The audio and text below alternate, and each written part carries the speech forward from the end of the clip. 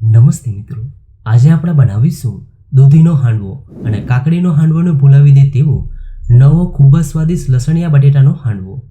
એકવાર તમે આ હાંડવો ખાધા બાદ વારંવાર બનાવશો.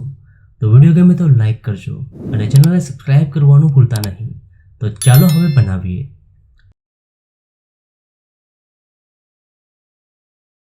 લસણિયા બટેટાનો ટેસ્ટી હાંડવો બનાવવા માટે એક બાઉલમાં લઈએ 1 કપ રવો, સાથે અડધો કપ દહીં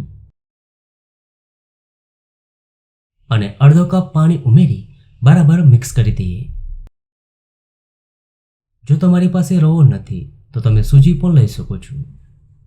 અહીંયા મેં અડધો કપ ખાટું દહીંનો ઉપયોગ કર્યો છે. તો રવાને આપણે ખૂબ સારી રીતે મિક્સ કરી લીધો છે. હવે 15 મિનિટ રેસ્ટ આપી દઈએ, જેથી રવો સારી રીતે પલળી જાય. રવાને પલળતા 15 મિનિટ થઈ ગઈ છે. હવે તેમાં ઉમેરીશું 2 ટેબલ સ્પૂન ઝીણી સમારેલી લીલી લસણ, સાથે અડધો કપ ખમણેલો બટેટો, સાથે 2 ટીસ્પૂન લીલા મરચાં આદુ લસણની પેસ્ટ, અડધો ટીસ્પૂન હળદર અને સ્વાદ પ્રમાણે મીઠું.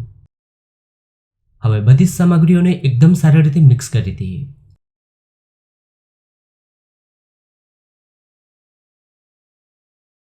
હવે હાંડવાને ફૂલેલો બનાવવા માટે તેમાં ઉમેરીશું અડધો ટીસ્પૂન ઈનો, સાથે થોડું પાણી ઉમેરી બરાબર મિક્સ કરી દઈએ. જો તમે સોડા ઉમેરશો તો 1/4 ટીસ્પૂનથી ઓછું લેવાનું છે. તો હાંડવાનું મિશ્રણ બનીને તૈયાર છે. હવે આપણે હાંડવો બનાવી લઈએ. એક પેનમાં ઉમેરીશું 2 મોટી ચમચી તેલ, અડધો ટીસ્પૂન રાઈ, અડધો ટીસ્પૂન સફેદ તલ અને થોડા મીઠા લીમડાના પાન.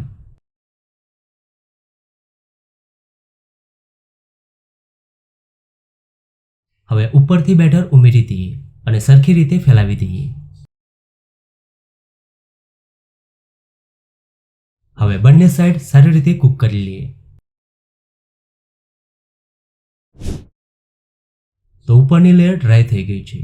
હવે હાંડવાની સાઈડ ચેન્જ કરી દઈએ અને બીજી સાઈડ પણ સારી રીતે કૂક કરી લઈએ.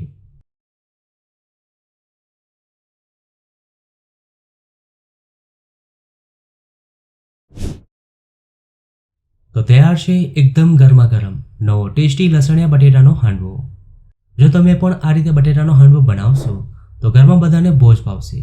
બહારથી ક્રિસ્પી અને અંદરથી સોફ્ટ. તો તમને આ હાંડવાની રેસીપી કેવી લાગી? જો રેસીપી ગમી હોય તો વિડીયોને લાઈક અને શેર કરજો.